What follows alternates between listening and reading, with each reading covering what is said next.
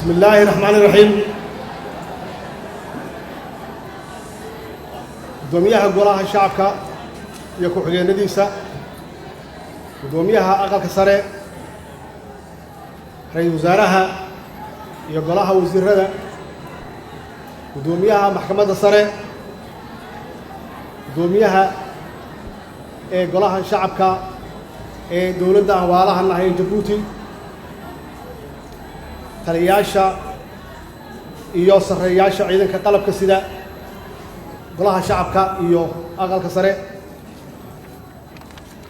gudoomiyaha gobolka Banaadir ahna duqa magaalada Muqdisho iyo hawlwadeennada gobolka Banaadir danjirayaasha iyo dhammaan martida sharafta leh oo halkan nagala soo qayb gashay kooxda fanaaniinta Heegan Bambeyda iyo bahda saxaafadda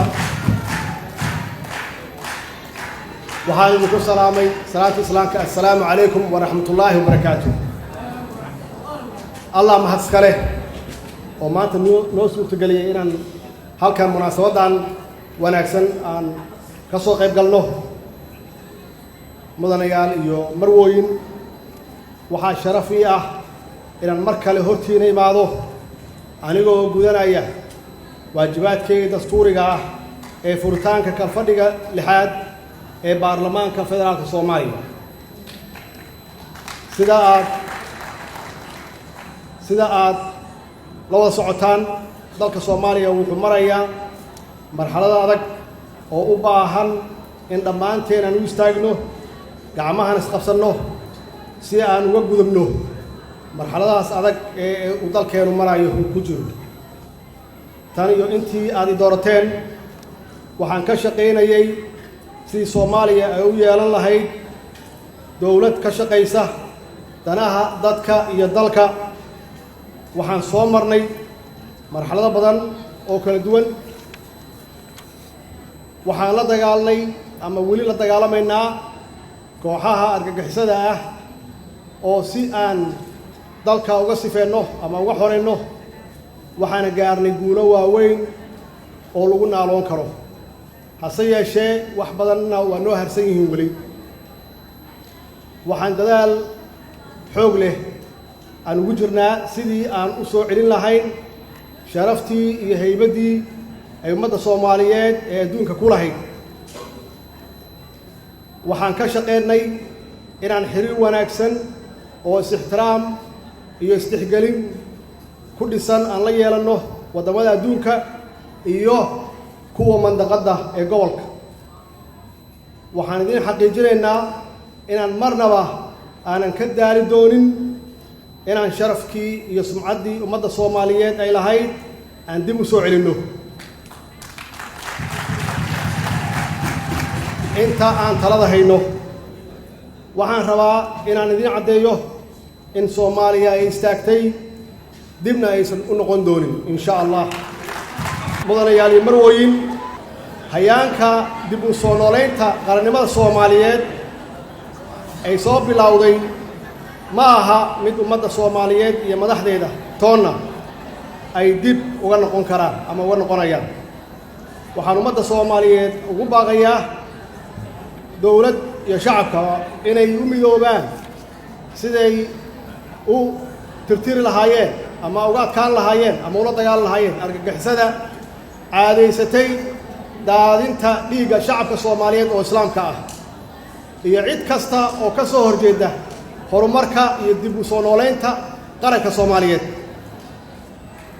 waxaan sidaan horey idinku ballan qaadayba naga go'an sidii loo gaari lahaa qarannimo Soomaaliyeed oo waarta saldhig adagna leh ummadda Soomaaliyeedna ay u siman tahay waxaan sidaasi si leeg shacabka Soomaaliyeed aan ugu baaqayaa inay si dhow ula shaqeeyaan dawladooda kuna garab istaagaan sidii loo xaqiijin lahaa hadafka guud oo ah in la helo qarannimo iyo midnimo Soomaalinimo ku dhisan ma jiro wax Soomaalinimo ka yar oo la deeqi kara waxaa hubaala in si aan hadafkeenna u gaarno shaqo badan ay noo taalo in kasta oo dalkeenu ku jiro marxalada adag ay ka mid tahay nabadgelyada, dhaqaale ahaan, siyaasad iyo bulsho ahaanba.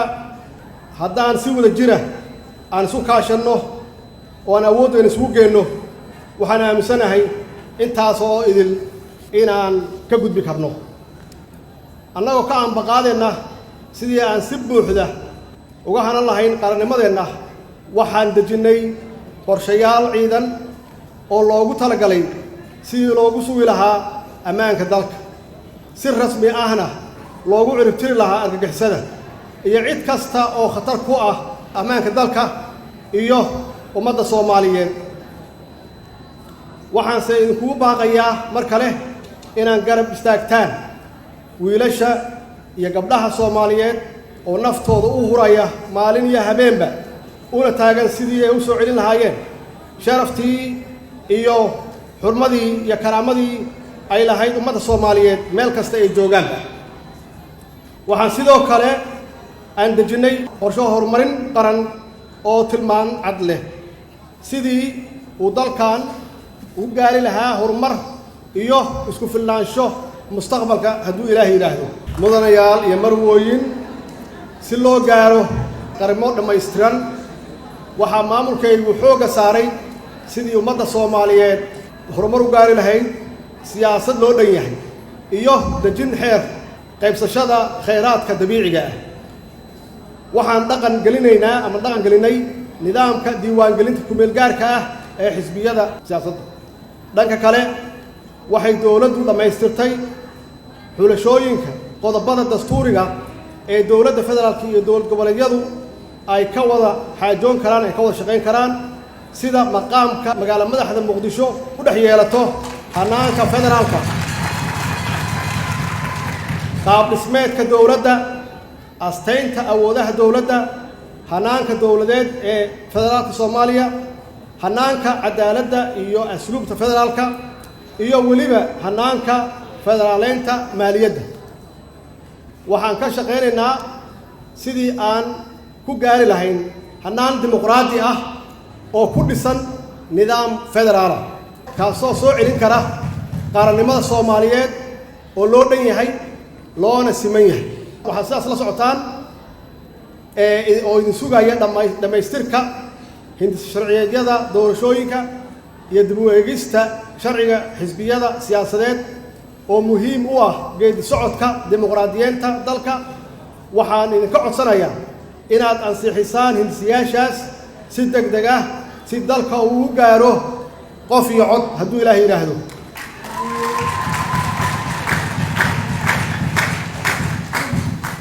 mudanayaal iyo marwooyin, sidii aan ku xusay khudbadaydii tan ka horreysay ee kalfadhigii hore, muddadii koobnayd ee maamulkaygu jiray, waxaan saxiixay 4 sharci oo uu ka mid yahay sharciga la dagaalanka musuqmaasuqa oo sidaad ogtihiin gundhig u ah aasaasidda qaranimada Soomaaliyeed oo taaba gasha.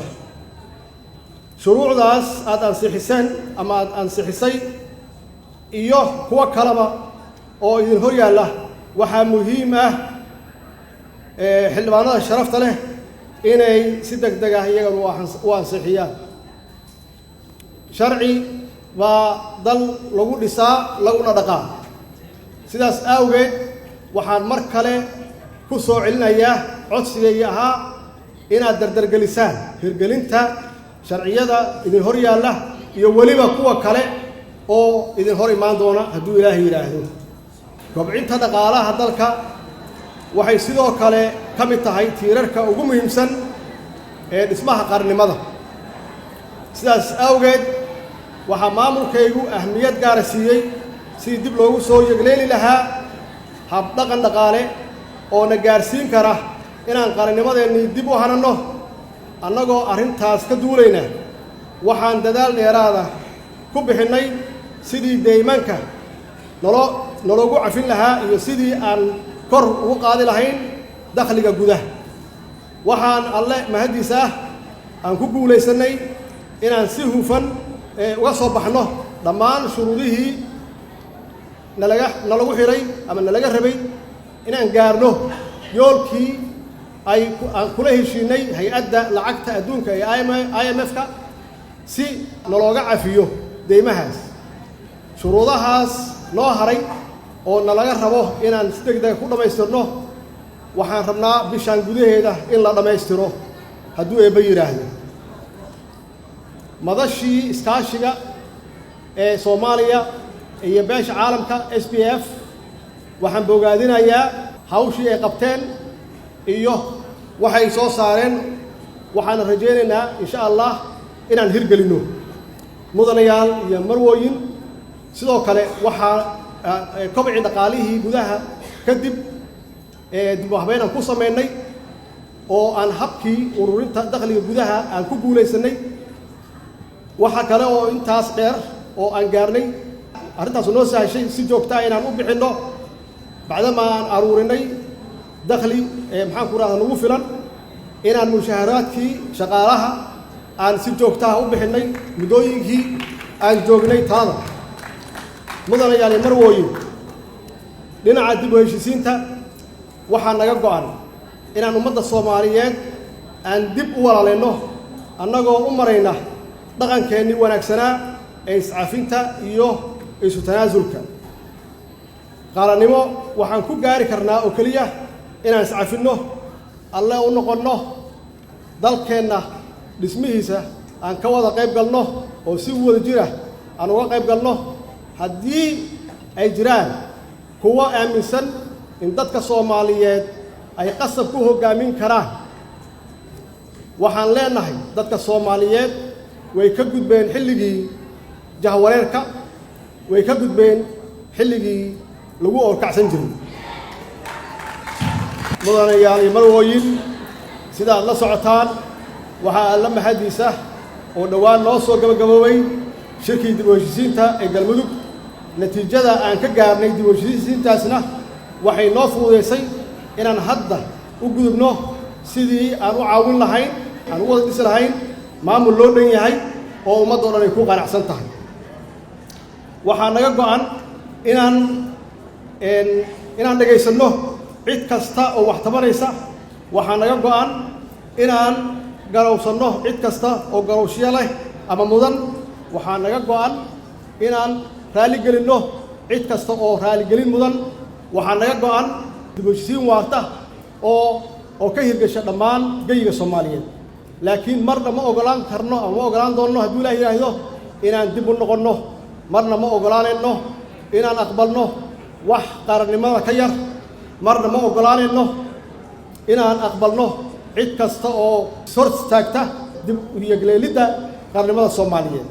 mudanayaal iyo marwooyin, nidaamka federaalka waa nidaam ay ummadda Soomaaliyeed u dooratay ama ay ku heshiisay inuu noqdo hab maamulka dowladdeena. ilaa ay ummadda Soomaaliyeed iyagu go'aansato inay wax ka beddesho nidaamkaasi, waxa weeye uu jiri mana jirto dowlad ama koox gaar ah oo wax ka beddeli karta.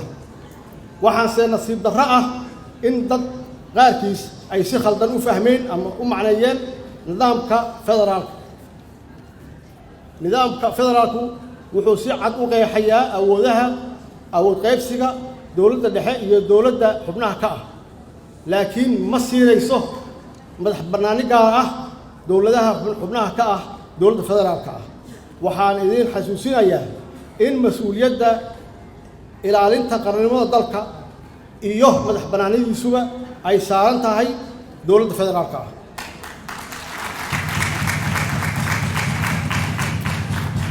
waxaan mar kale rabaa inaan idin xusuusiyo in siyaasadeenna arrimaha dibadda saldhiggeedu yahay in Soomaaliya ay xiriir wanaagsan la yeelato wadamada deriska iyo kuwa caalamka labadaba. xiriir iskaashi ku qotoma ilaalinta danaha qaranka Soomaaliyeed. waxaan shacabka Soomaaliyeed u xaqiijinayaa in aanan marna ka gorgortami karin ilaalinta midnimada, madax bannaanida iyo ilaalinta xuduudaheenna dhulka, badda iyo cirkaba. xiriirka aan la leenahay wadamada deriska ah waa mid aan doonayno inuu u dhismo ama u noqdo mid iskaashi iyo mid siyaasadeed iyo mid amni kaasoo ku dhisan is-ixtiraam iyo wax wada qabsi siman oo dhinacyadoo dhan ah. waxaa intaas dheer oo aan kusoo gabagabeynayaa annagoo arrintaasi ka duulayna waxay dowladda Soomaaliyeed kaalin muhiim ah ay uga jirtaa xoojinta xiriirka iskaashiga ee wadamada geeska Afrika gaar ahaan dhinacyada nabadgelyada dhaqaalaha siyaasadda iyo bulshada. waxaan mar walba ku taaminaynaa sidii uu geeska Afrika u gaari lahaa xasilooni buuxda oo dhinac walba ah. mudan yaali marwooyin waxaan ku soo gabagabeynayaa kalfadhigan ee baarlamaanka waa noo furan yahay maanta oo bisha tahay Oktoobar 9 2019. waa mahadsantihiin. wassalaamu calaykum waraxmatullaahi wabarakaatuh.